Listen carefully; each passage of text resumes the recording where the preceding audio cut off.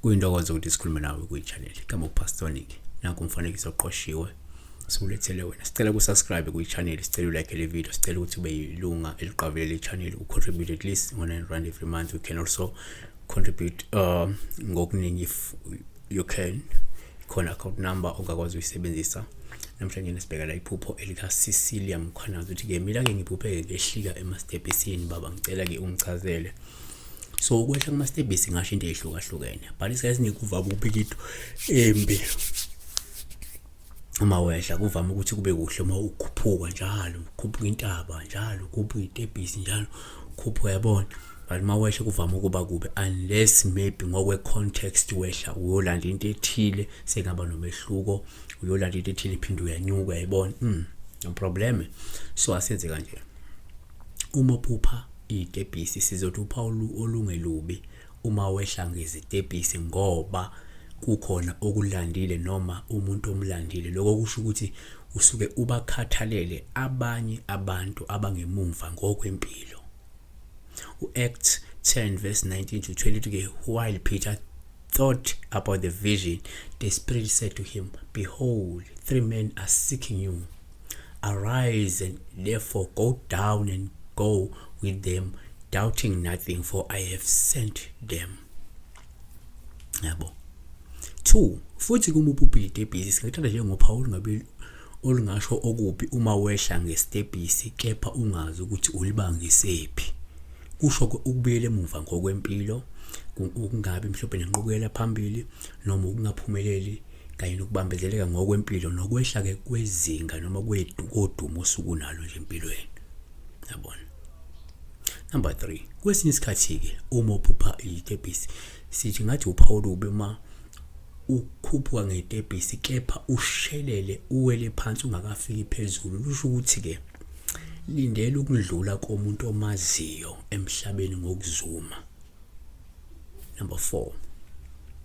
Uma uphupha itebhisi singaphinde sithi njengoPaul uma ukhuphuka itebhisi kepha ushelele uwele phansi ungafiki phezulu, ngoba lokho ngabe kusho ukuthi kumele uthukuma kancane, ungatshali imali uma unebhizinisi noma unomklamo, ngoba ke inhlelo zakho zizohluleka noma zizofekela.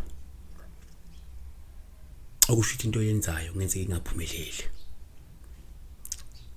Number 5. Uma uphupha itebhisi futhi singabe sithi uPaul uma ubona isitebhisi esifika mhlawumbe esibhakabhakeni olusho ukuthi umkhuleko wakho ususwakele futhi uzolithola usizo noNkulunkulu uzongelelela nje empilweni yakho kungekudala. Genesis 28 verse 12. He had a dream, and behold, a ladder was set on earth with its top reaching to heaven, and behold, the angel of God were ascending and descending on it. Number 6. Uma uphupha la isitebhisi singabe sithi nje uPaul uhluma ukhuphuka waze wafika phezulu. Lusho ke inqubekela phambili, lungasho impumelelo, lingasho ukuchuma kokwenzayo empilweni. Number 7. Uma uphupha isitebhisi singaphinde sithi uPaul uma ukhuphuka ngesitebhisi olungabe lusho nje isinyathelo sokusondela kuNkulunkulu nokuzwakalisa ukukhala kwakho kuNkulunkulu uma kungukuthi ubhekene nezimo ezinzima njengamanje. Nehemiah 19 verse 4 uthi ke, on the stairs of the Levites stood Joshua, Bani, Kadmiel, Shebaniah, Bani, Sherebiah, Bani, and Chenani, and they cried with a loud voice to the Lord their God. So, number 8.